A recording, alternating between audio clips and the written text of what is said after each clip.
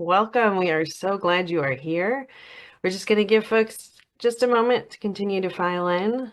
Um, and I'm so glad that you took the time to be with us, and hopefully to continue reflecting with us this afternoon.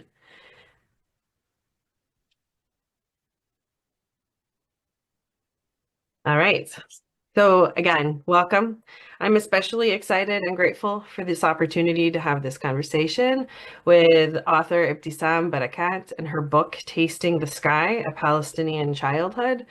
So much of it, so many of the places that are described, especially in Jordan, because that's where I grew up. My family's journey led there, and we stayed there. And it all came to life in such uh, a richness that both described what was challenging and described what was beautiful, and all the spaces in between. And so much of that gets lost, especially when we go through hard moments. And it feels like um, Ibtisam Barakat really finds a way for us to see and feel alongside her on this journey.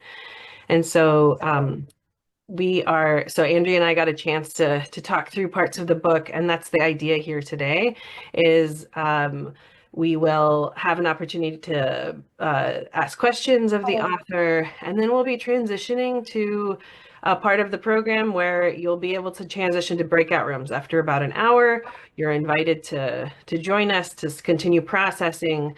And in the meantime, if you find yourself, you have a really great question, please go ahead and add it in the chat to one of our hosts, and then they'll make sure they're feeding it to us so that we can be asking the questions. But to start us off, so welcome, Ibtisam.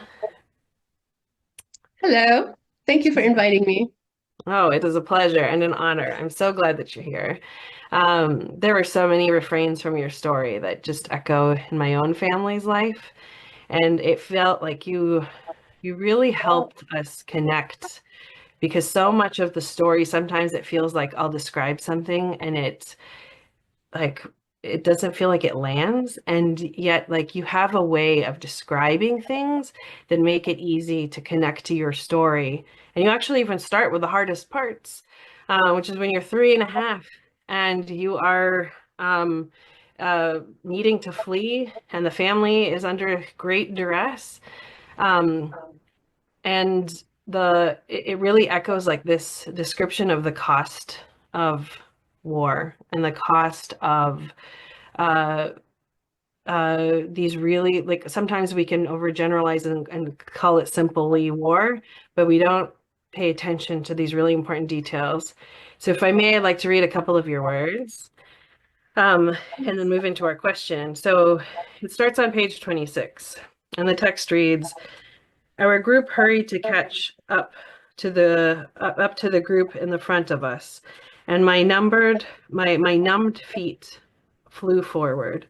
By the way, this is after Ibtisam had literally been separated from her family and has to rush after them, but in the darkness, and she doesn't know where they are, but she's 3.5 and she has to rush ahead. The light in the sky came and went, but I kept my eyes on the braid.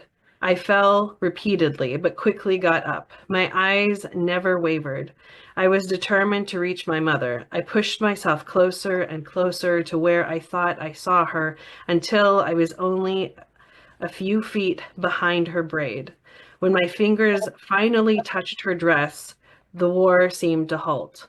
Thinking that I was with my mother again, I could see that I had lost the one unlaced shoe that I'd had on. I began to feel the feverish fire in my feet. I let myself weep and a little, hoping my mother would hear me. Then I pulled on her dress and let it take my weight. The respite lasted only for seconds, however. As new flares flashed, a strange face turned to scold me. Who are you? She asked as she shook her dress free from my hand. Now I could see the woman was not my mother. In shocked disbelief, I dropped my hands to my sides, gripped my own dress, and could feel neither terror nor pain. My eyes searched for no one, and it barely mattered whether I walked alone or had people around. I could only put one foot in front of the other. And so I think of this moment that you're describing and so many other moments and the cost of war and the toll on our mental health.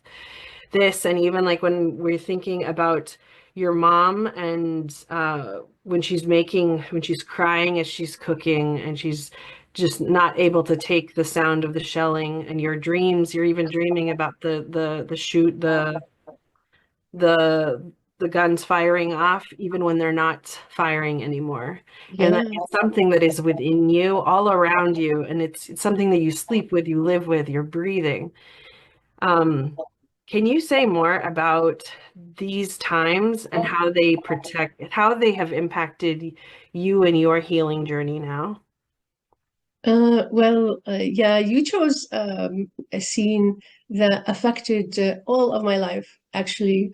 That scene during the war when I thought that I mean, I'd been separated from my family and I'm 3.5 years old.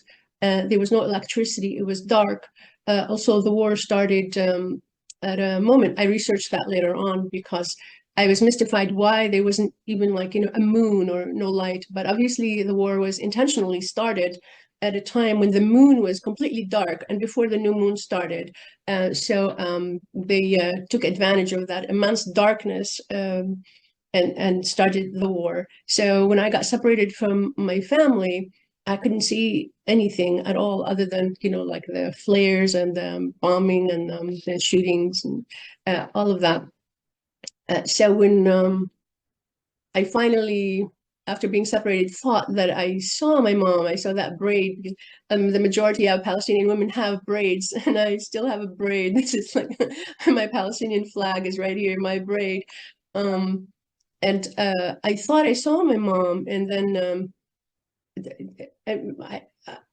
like my whole world began to heal.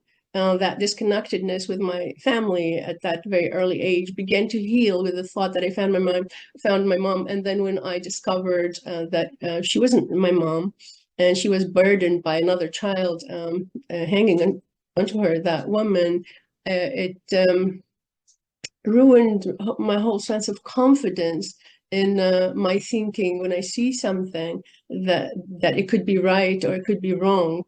So it really affected all of my life. So I double check things many times. Like I double check my feelings. I double check the facts. It's a wonderful thing for an author because you have to edit all the time and you have to revise. And so that wound became an asset to the writing process. But to my life, it cost me a lot. And that was just one of the moments where my life broke. But my entire childhood was a series of disconnections, a series of breaking from family, society, the world, sense of safety, belief in there's a God who could protect us, but like, what's happening right now and who's protecting me. Um, Being able to rely on human beings versus relying on animals. The animals came through a lot more than human beings, like the donkey in the shelter. The small donkey in the shelter was my friend, my ally, my support, and that in itself, Suma the donkey. While my mom was busy and people were being killed in Jordan, actually, there were raids and people being killed.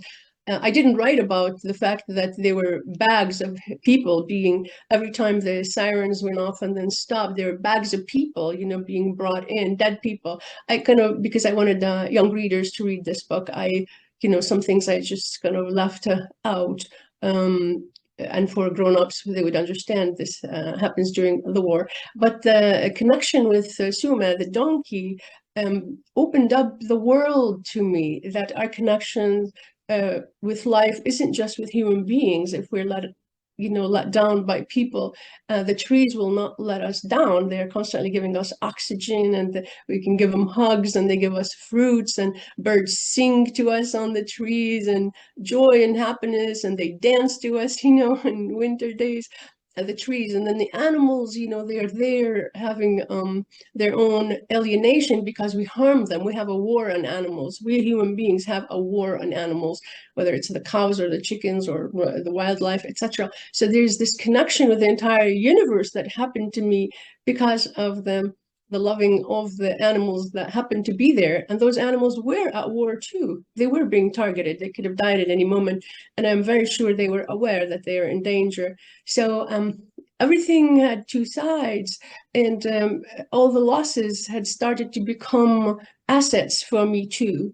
Like my sense of loneliness that was created during the war was healed by my sense of connectedness with everything that is human or not human. And that opened up the world of poetry, as well as um, the magic of the universe. It just became available in really, really beautiful ways, and I rely on it all the time, and it comes through. Yeah, I think the entire universe became human to me. And the society limits intelligence and limits humanity to human beings. And that is so cruel of us. That's such deprivation and such poverty. We belong to the whole universe. Yes, the belonging to one another, to the universe, to so much around us that we sometimes don't even see. Yes, and it comes to us through our dreams and imagination, intuition. It comes to us and we go to it. I think trauma, while it costs us a lot, it's like a prison, and then the door of the prison is broken. So the absence of the so-called safety also becomes the presence of freedom at the same time. And the minute you learn to see the many possibilities of every event, then you have layers of freedom, and you can create real art in whatever medium you have. Thank you so much, Ibtisam. Um, I was very struck by one section. It's on page 125, and I'm going to read. This is at the moment when you go back to Balad, to this place of origin, your father's land, and just the bounty. I was struck by the bounty of the fruit and the wheat, and then the sunflowers. So that's where I'm going to start. And Okay. I was just very compelled by, in this short 3 paragraphs, all you're able to convey in terms of compassion for yourself, for your father, and for the other as well. Father then led us to a sunflower field with stalks taller than my brothers and me, even taller than him. I disappeared under a yellow sky of petals and discs. Scarecrows wearing jackets and hats and looking like dancing men flailed in the wind in many places. The daring crows stood right on the scarecrows' heads. Before we left, my father found an abandoned soldier's helmet. A bullet had gone through it. Water had settled inside and caused it to rust. He buried the helmet in a little grave and said a blessing for the soul that might have been lost from the bullet. Looking out at the red fields of Nabi Samuel, Father seemed sad. Many people had been saying that much of the land in Palestinian cities, towns, and villages would soon be confiscated by the Israeli government. He picked up a handful of the dry, red soil, then held it and stared at it for a very long time. So in this section, I'm just so amazed by the sense of bounty that you feel, connection you feel for figures who've only been enemies in your lives up till then, or been something to contend with, and his capacity for humanity even in that moment. And then that image that we're left with of him holding that soil and you watching him holding that soil in your hand, in his hand. And I'm wondering what these images together mean for you, especially looking back on them now. Yes, thank you for the question and for reading that passage because I love it. Actually, that's Nabi Samuel is my dad's village, and now it's completely confiscated right now. When I went back, I wasn't allowed to enter that land that we had and we planted. Right now, they have a settlers cafe on it. They were in 2019. I was there. They were like the settlers were playing backgammon and chess and stuff like that, and I wasn't allowed to enter in the land that's ours. So it's really a very hard situation what's going on in Palestine. But I want to go back to your passage. I never really thought they were enemies, and I still don't believe that they are human enemies. I don't believe so. I don't believe that humans are enemies. Humans can be totally destructive toward themselves as well as toward others. That's correct. I just don't believe there's like a definition we could put on anyone and call them the enemy. The politicians do that all the time. The countries do that all the time. But I don't really see there's an enemy. There's a lot of wrong information. There's a lot of greed. There's a lot of wounding that produces a new woundings. There's fear that creates a desire to destroy others. There are all kinds of, our species has been through, or like humans have been through centuries of wounding without any healing.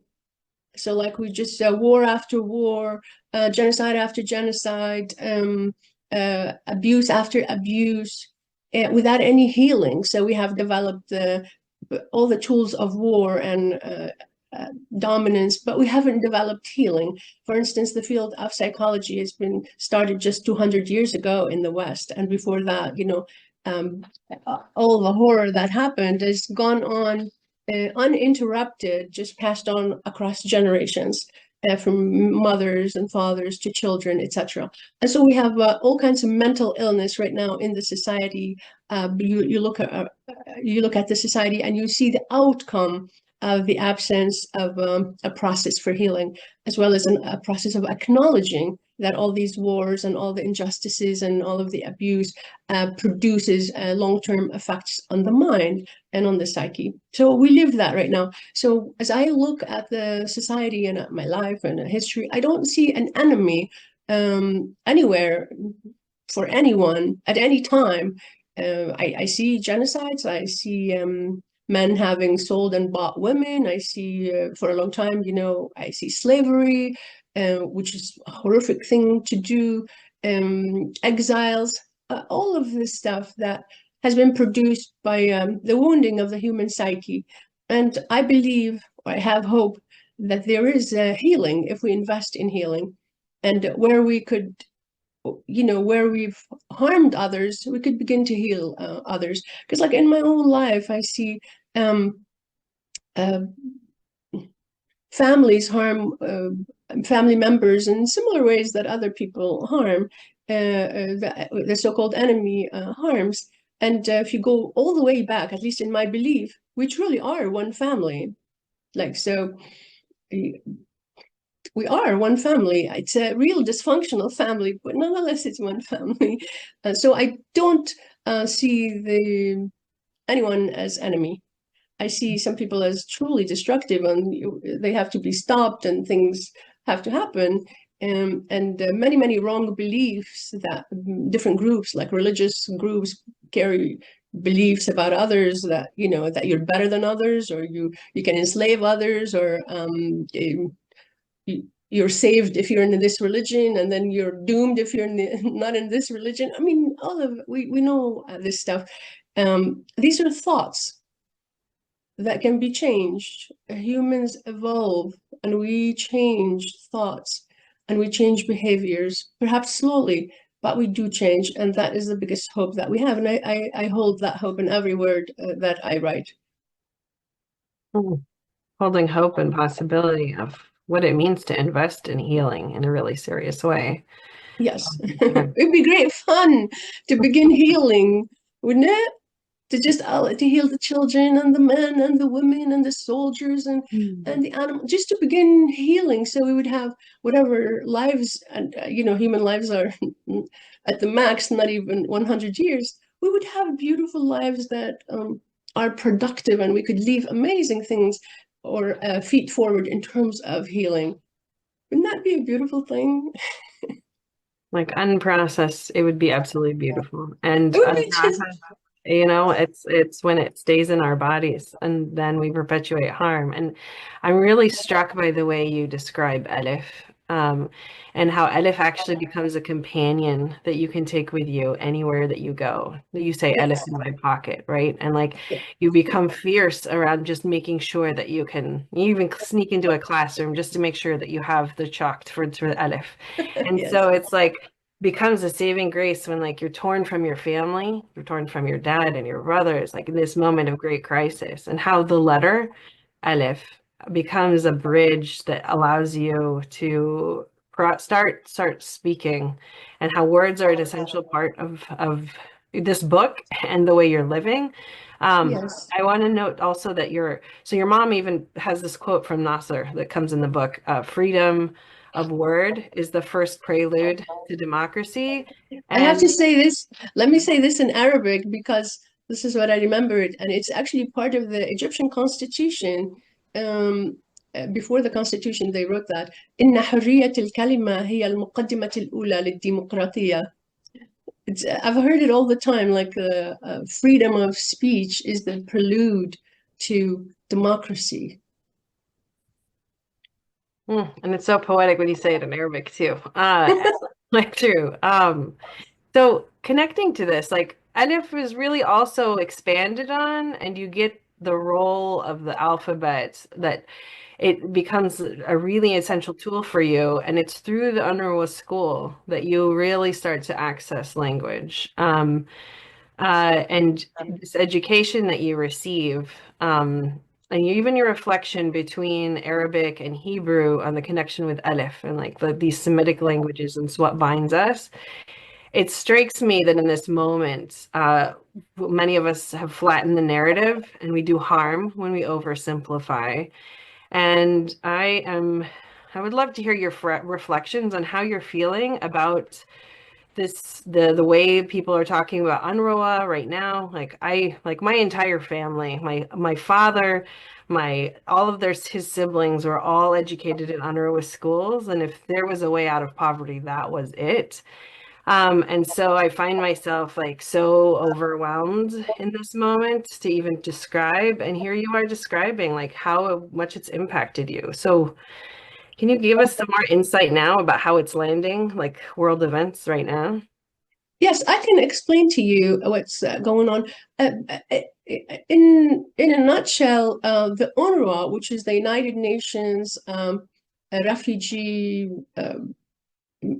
it's an organization for Palestinian refugees. It was the largest UN organization that was started for a one people, and it that happened because an entire people got displaced in 1947, 1948, when the Jewish people, were brought from the Holocaust and were basically promised to be given Palestine as reparations. The Palestinians were displaced. It was, a European idea, colonialist idea, how to solve a problem by, putting it on another people and basically creating another problem, solving what appeared to be, like a solution, but also creating a long-term problem. The saddest part is that both people are Semites, like the Jews are Semitic and Palestinians are Semitic, and then they were just put together in a horrific way, using religion, for instance, like using this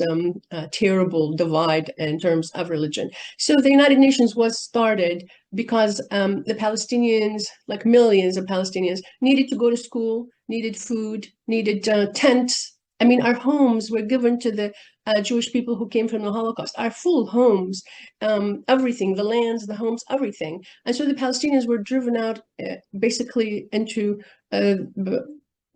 the streets, basically. And so the refugees needed tents, they needed food, they needed water, they needed vaccination. And I was one of those refugees, as well as my mom and dad. And without the UNRWA, this United Nations refugee organization, giving us vaccinations, milk in the morning, we would have not had like breakfast as children because all our resources were taken. And our families were made dependent. I mean, we were like a thriving society, and then we were made dependent when all our resources were taken. We were not allowed to have a society or to organize. And so the United Nations became the organizing entity for all of the refugees. At least 5 million people, like right now, are registered, and my family and all of our relatives are included in those. So they gave us education, basic education. They gave us basic food like flour. Every month or every few months, we'd give a big sack of flour and a big sack of sugar. Not that we couldn't work and we didn't want to work, but we were not allowed to. And so we were made a dependent society in order to break up the society. What happened right now, and so like many generations of people went to the UNRWA schools. And by the way, the UNRWA, the contract, it supported the refugee camps. The contract was for 99 years only. The UN thought that in 99 years, the problem would be solved. But right now, 76 years passed and the problem only getting worse. And what the government in Israel wants to accomplish right now is to dismantle the UNRWA in order to dismantle all the records of the refugees, to erase basically the evidence that the Nakba happened in 1948 and the Naksa happened in 1967, and the Palestinians are actually a people, and their names are all recorded, millions of them, as refugees. And those people, of course, you know, when a problem is going to be solved, such as this, they need to go home.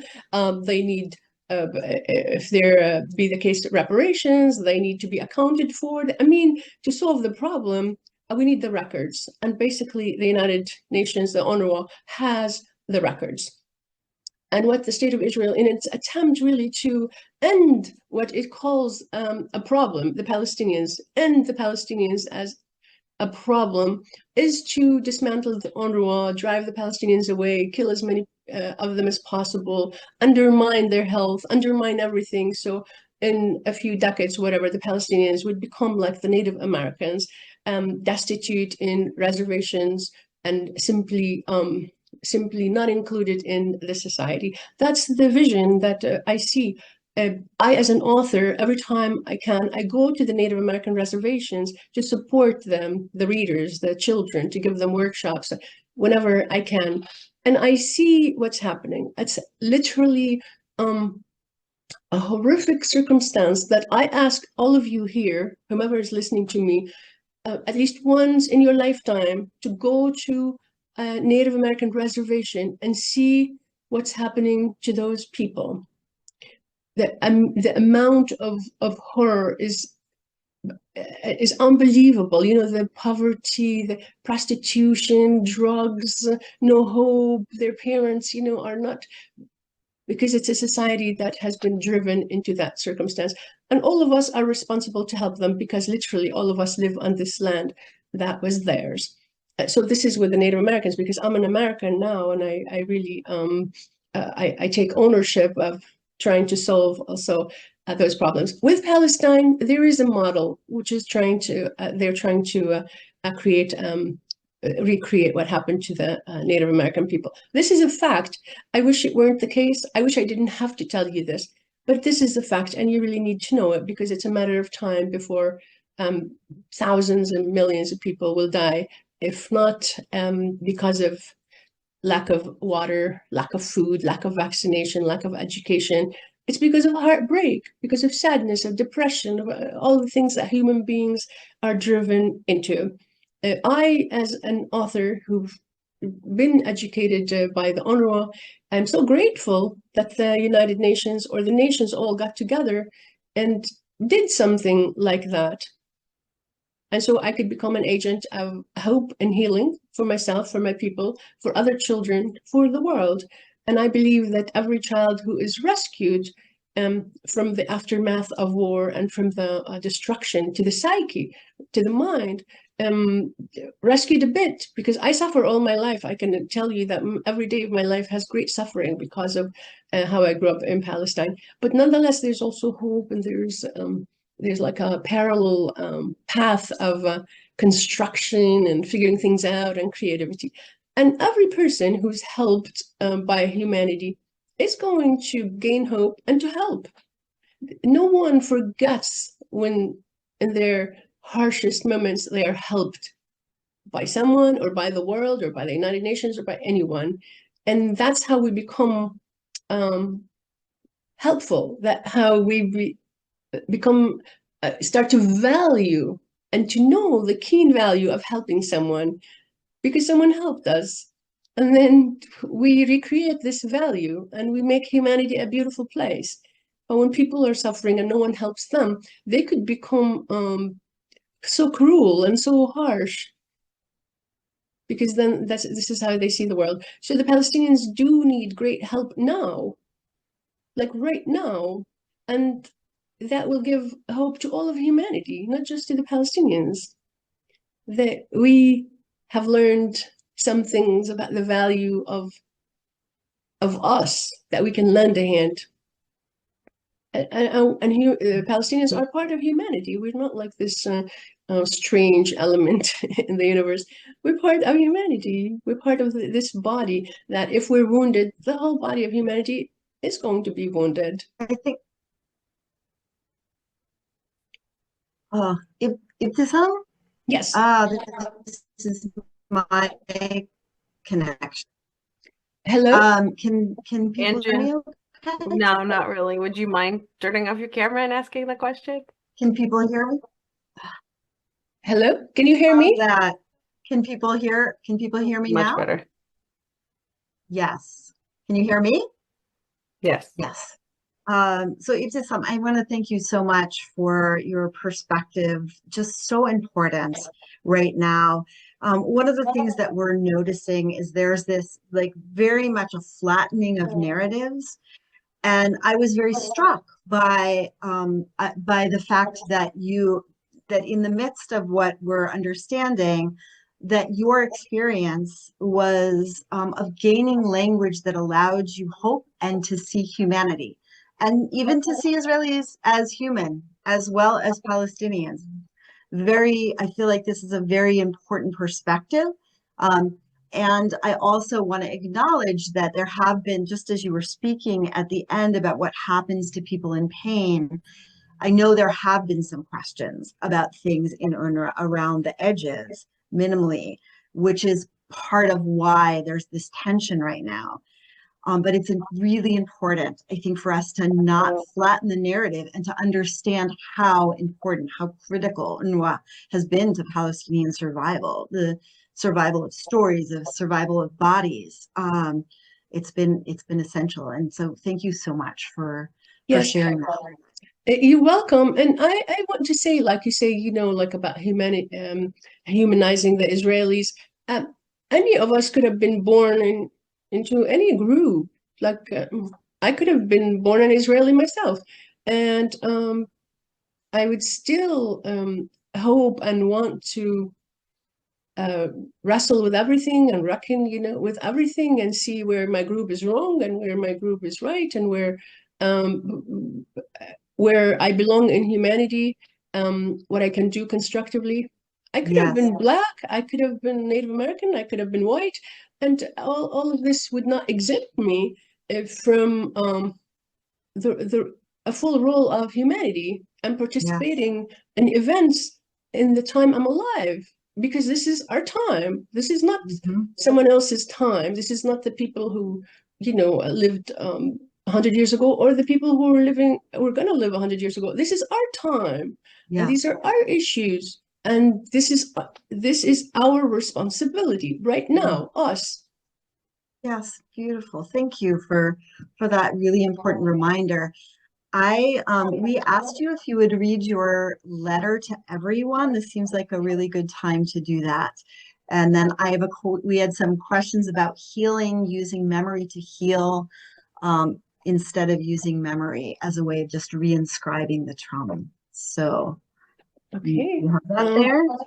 Yes, I can read a letter to everyone. A letter to everyone. Like a bird flinging its freedom songs across the sky, the small girl I once was sings out this story. I see her smile. I am midway from forgetting to remembering. I do not know how long it will take before I return to all of myself.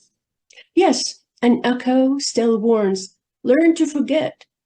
But I am past this checkpoint. I will never regret that I chose to remember. Never, never. The window into the past frames the new road before me like a postcard. I want to send it to all of my faraway pen pals. Now I can answer their questions about my childhood.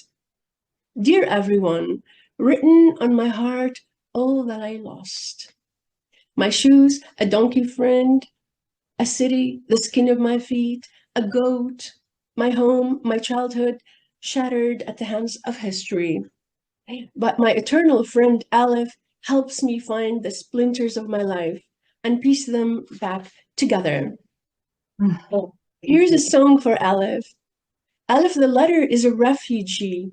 From paper to paper, he knows no home.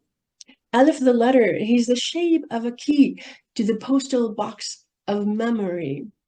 Aleph the letter sits in the front of the bus of alphabets to see.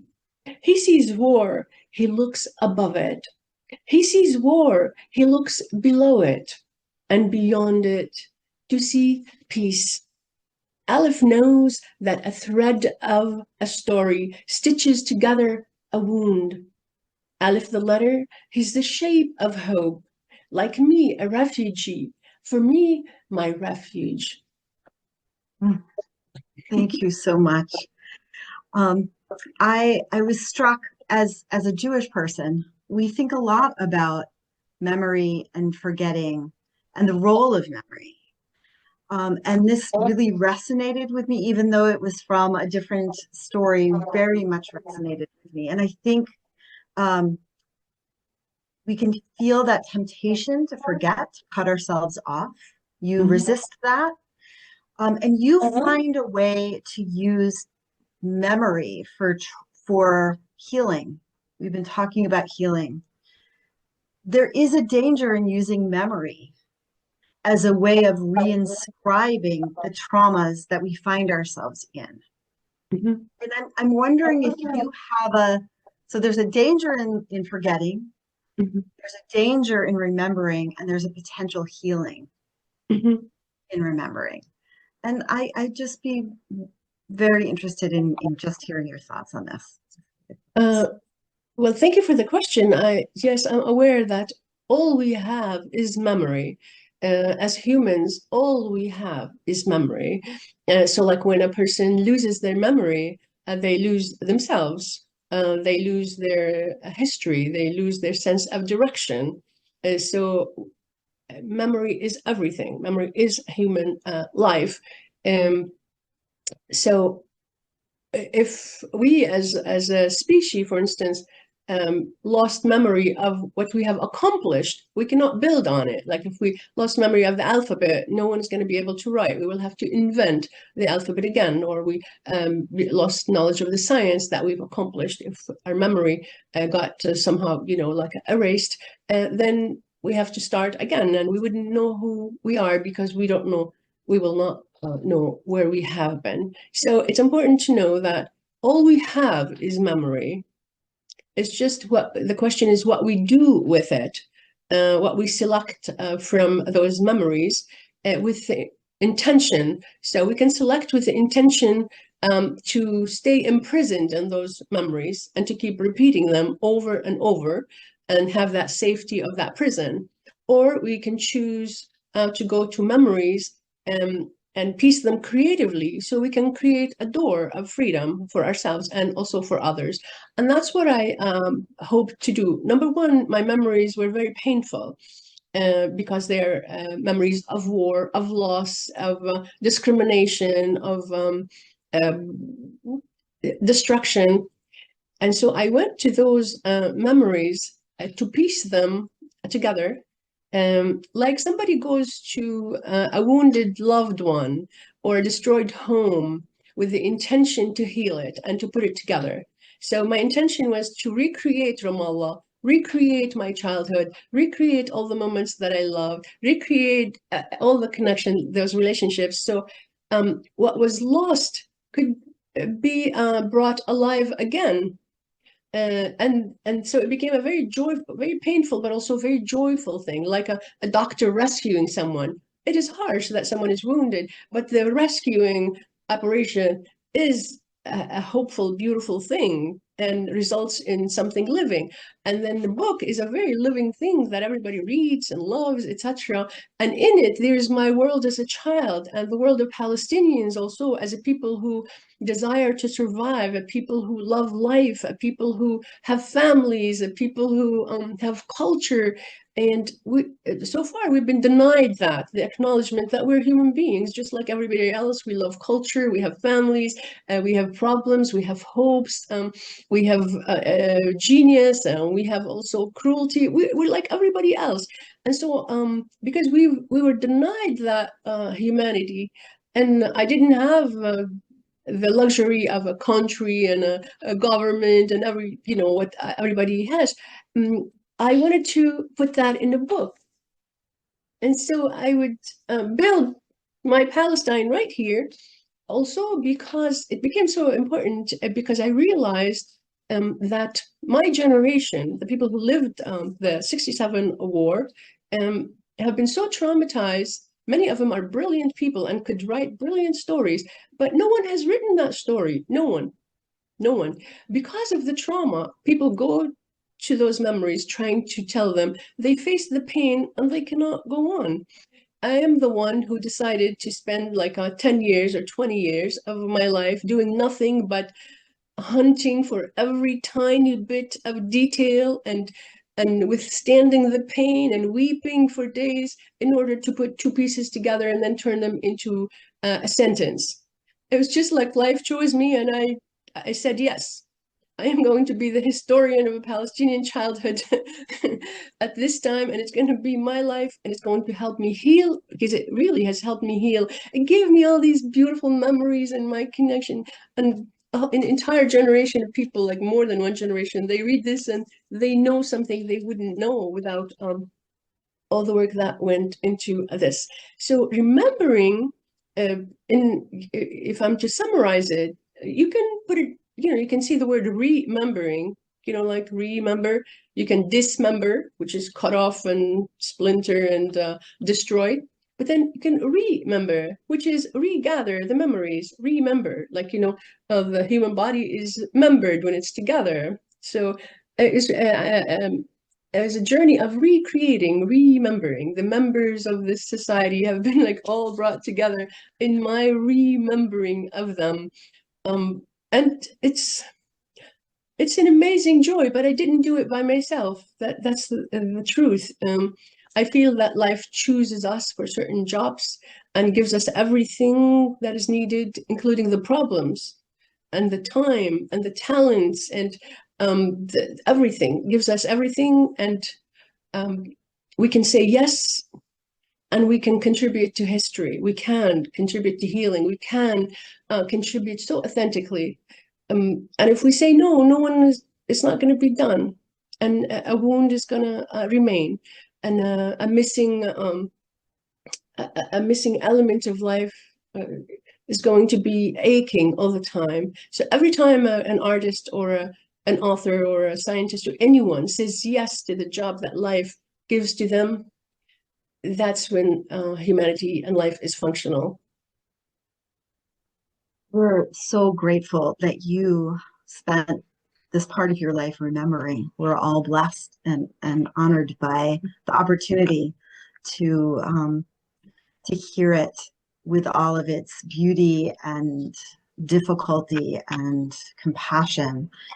And this, I feel like, is what good literature does. It rehumanizes all of us together.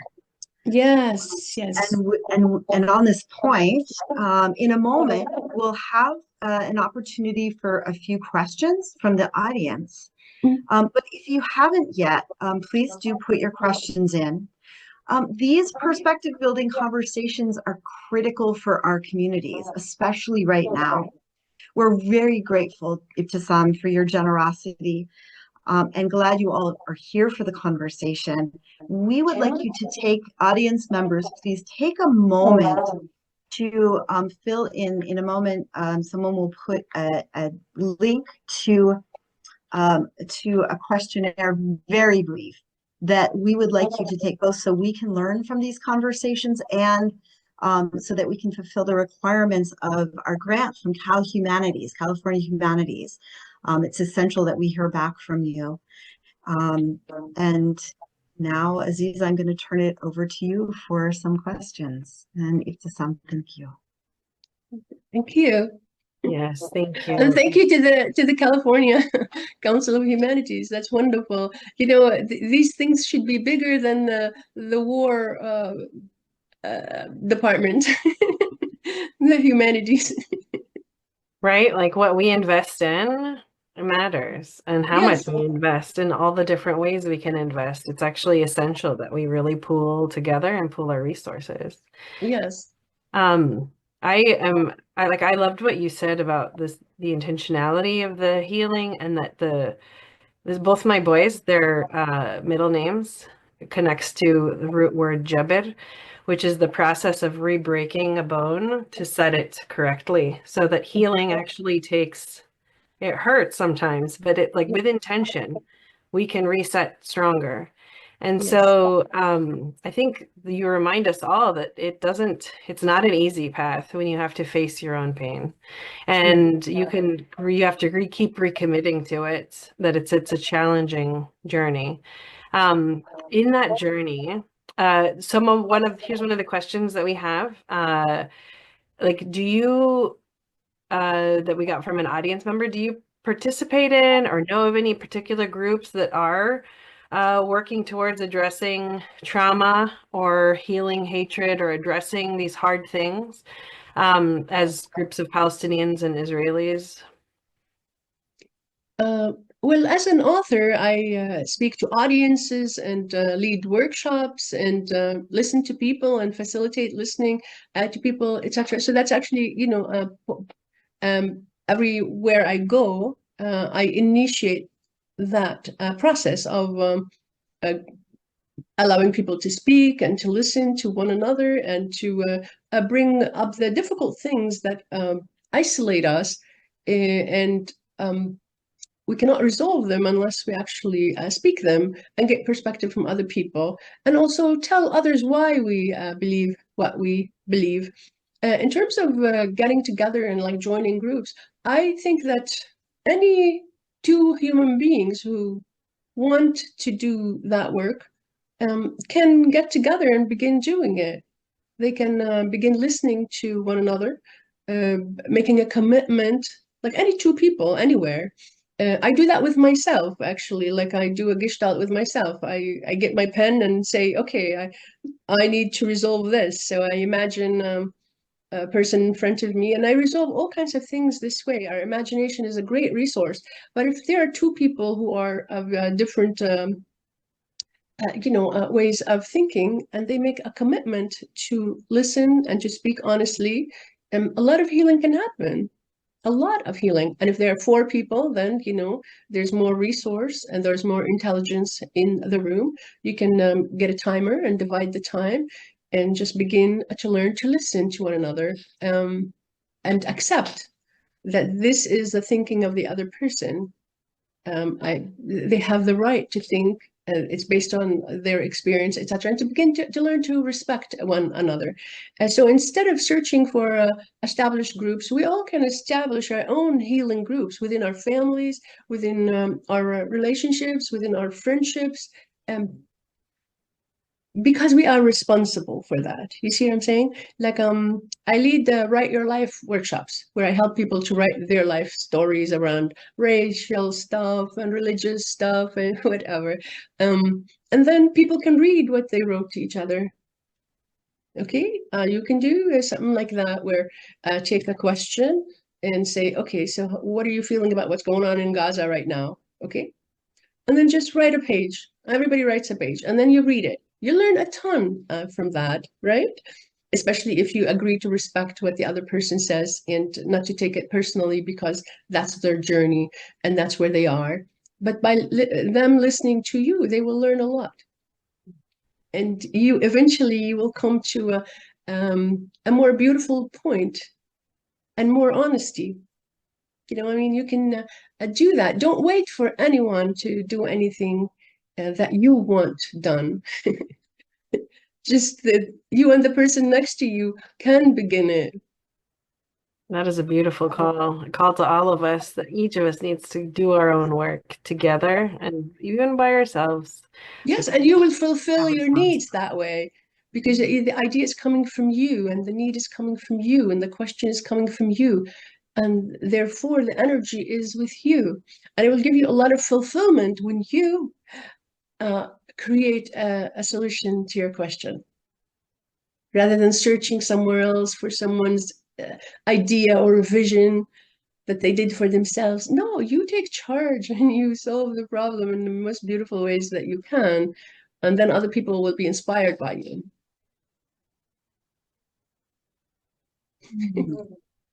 Yes. So I think we have time for one more question. And there are so many good questions here. I'm trying to figure out which is the best one. Hold on. They're all good questions. Just choose one. Yes, they are. Someone wanted you to dig a little deeper. I think we wanted to hear a little more from you on the difference between seeing someone as your enemy versus seeing people who are doing harm and engaging in destructive behavior. Why do you differentiate between those two things, and what does that mean to you? Yes, I don't really see that there are enemies because the word enemy is like a label of an identity on somebody, you know. But if I look at the actions, like saying they're doing this behavior right now and this is horrific and it's just killing people, then it puts the focus on the action itself, regardless of who's doing it. If the wolves are doing it or the people are doing it to themselves or someone coming from outside, it's irrelevant. What's relevant is destruction is happening and needs to be stopped.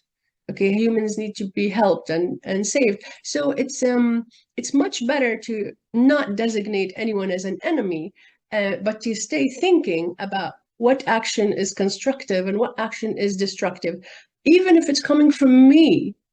You know, like even if I am doing the action, I need to be discerning about whether this is good or bad, rather than saying I'm my own enemy. You know what I mean?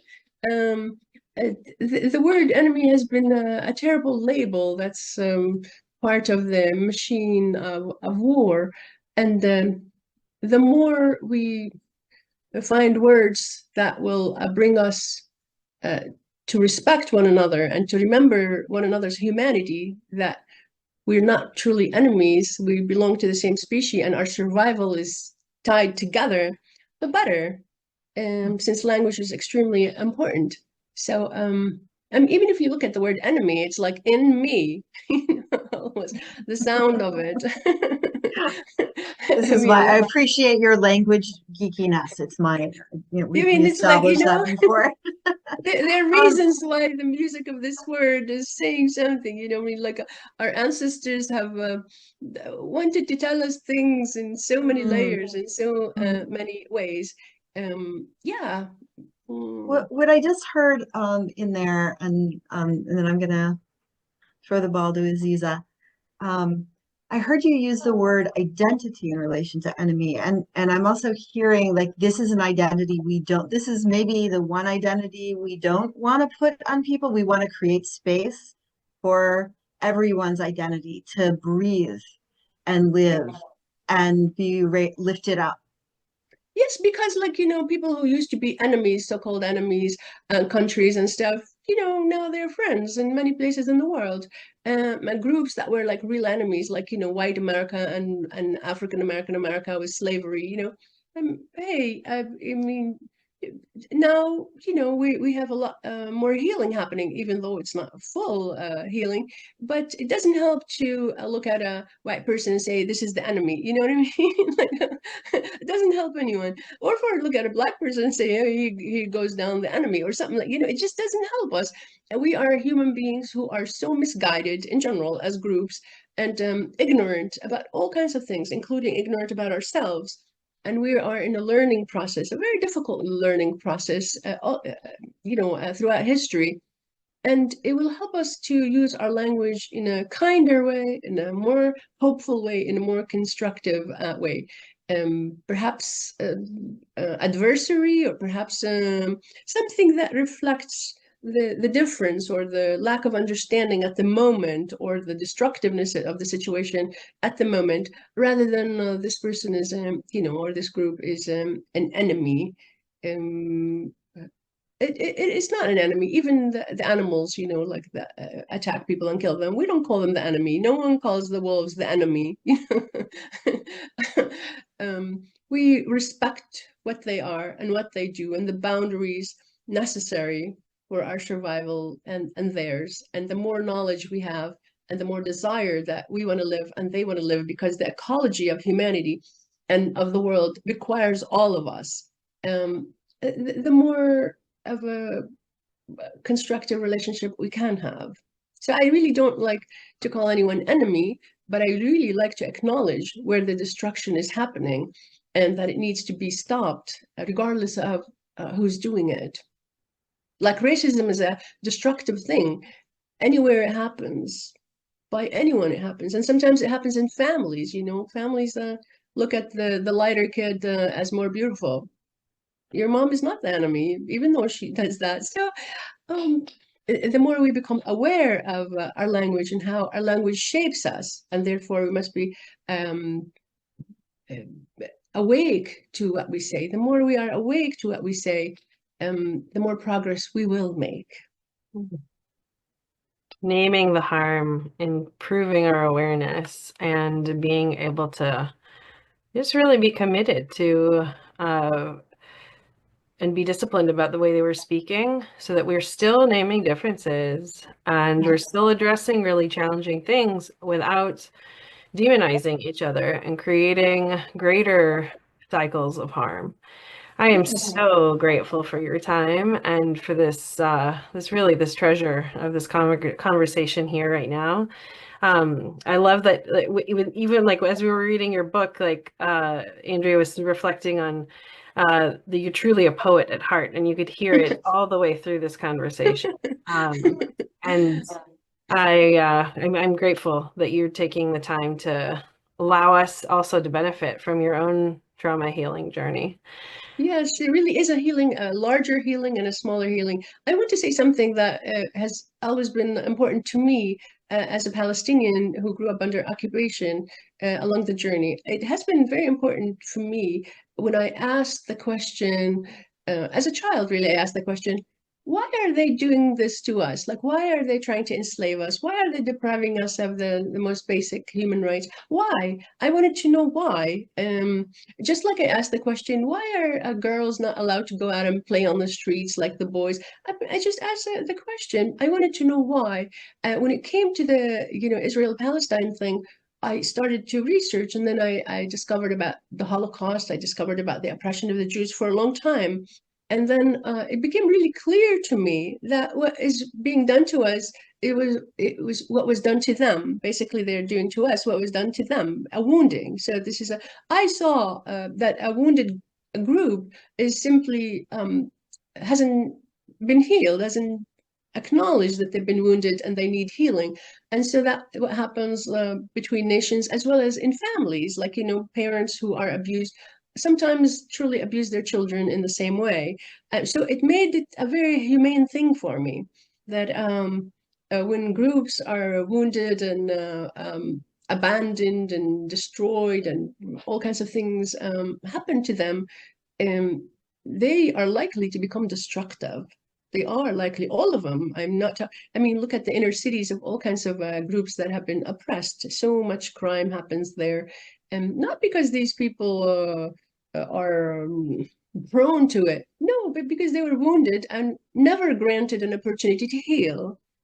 And that informed how I think about the situation in Palestine. You know, we're been victimized by people who were victimized, but they never healed and turned their desire to undo their sense of helplessness and powerlessness that is inherited from Holocaust and before that, just by power over us. It's so unfortunate. And we, the Palestinians, don't deserve it because we simply didn't really do the Holocaust or even participate in any of all of those atrocities. But it's important to understand that this isn't, people don't start doing things on this scale randomly without a history to it. And it's so important for us to really know our own history and the history of others so we can negotiate. If I were the ambassador of the Palestinians anywhere, I would bring up every time the issue of healing, the healing for the Jews, as well as the Palestinians, the healing of the Jews from their own history, in order to see our humanity. They need to regain a sense of their humanity, which I really believe they have lost with all the oppression and all the destruction and all the dehumanization that happened to Jewish people. And they need that healing, and we need that healing too. So it's just so important to think of the other people, like we just spoke about the enemy, as someone who could be us. They've gone through a certain history that created that effect in them, and we could help that process of healing, and they could help that process of healing. But we need to acknowledge it. We need to acknowledge it, that this is truly. And one more thing I want to say, because this is a Jewish Muslim group, if you are going to address the root issues, we must speak also about the story of Hagar and Sarah and Abraham, and how in the house of Abraham, where the Arabs, or eventually now the Palestinians, were thrown out, like Ishmael and his mom Hagar were thrown out from the house of Abraham. And those people who were thrown out became the Muslims, by the way. Every year, 2 million Muslims go to the Hajj and go around the circle of water that Hagar, when she was thrown in the desert from the house of Abraham, according to the story, God, gave her the water. And so this rift between the Jews and the Muslims that started in the house of Abraham, it needs to be addressed, like the issue of chosen people. You know what I mean? It needs to be addressed on a social, psychological, emotional level for this family that is having a very hard time right now. We want to address this, we address it from the roots, and we begin healing from the roots. We heal our families, and this house of Abraham truly needs healing. And we're the children, by the way, of Abraham and Sarah and Hagar. So naming all the stories and the narratives that literally are things that we're teaching our children and processing and not processing, but that there are dangers also with just not being aware, and we're willing to hold in the processing with one another. I do want to plug two things. Ibtisam has another book called Balcony on the Moon. Yes. You can see it right there. It was in her background. And so there's many opportunities to keep on, and like you, Ibtisam, mentioned, like the connecting with yourself and the pen and doing our own reflection, but also connecting with other people. Sometimes we wait for massive movements to do things, but there's a lot of really great work that needs to happen and where we can bear witness and see one another. So, Sam, when you're describing groups of people getting together and listening, you're basically describing the essence of New Ground, that each person gets to hold their own autonomous story and have space to listen and hold, and wrestle with and process and reflect on. But hear hard things, because if we don't address and hold these different stories we're telling ourselves, they'll be operating in the background, and that's not a great place, because they'll find a way out, and it's not always healthy the way they get expressed, whoever we are and wherever we are on our healing journey. I And right now, there are big wounds that are happening that we could stop them, so they won't happen. You know, we can really intervene by a word, by a speaking up, by within ourselves refusing to align ourselves with harm within ourselves, within our souls. You know, even if we can't say a word outside, we have to say it within our souls, that we refuse to align ourselves with the harm of other people, or with children, women, anyone, you know, an active choice. and resist in ourselves to demonize others. Just resist in ourselves, so we wouldn't become a channel for that violence, whether it's actual or emotional or energy wise. Just kind of just we protect ourselves, because we need our sovereignty as constructive humans. We need that sovereign emotional energy in us, constantly desiring the good. Well said. Absolutely, all the way through, that autonomous sovereign energy. I'm super grateful, and now we're going to be shifting into our breakout room. So if you would like to stay, actually, we would actually love it if you would stay. I'll stay with you. I'll stay with you. This is fun. Oh, beautiful. We'll be continuing to process some of the ideas here. And so in the chat, before we transition over, we really want to make sure that we get a plug. And basically the idea is we need your feedback. It makes us better. We want to be intentional about our processes too. And Cal Humanities wants to know that we're also working through things as well. So if you could give us a moment to fill out that survey, that would be appreciated. And Ben is about to send us into breakout rooms. You'll just have to say yes. We are so grateful that you're here. It's good to see so many of your faces.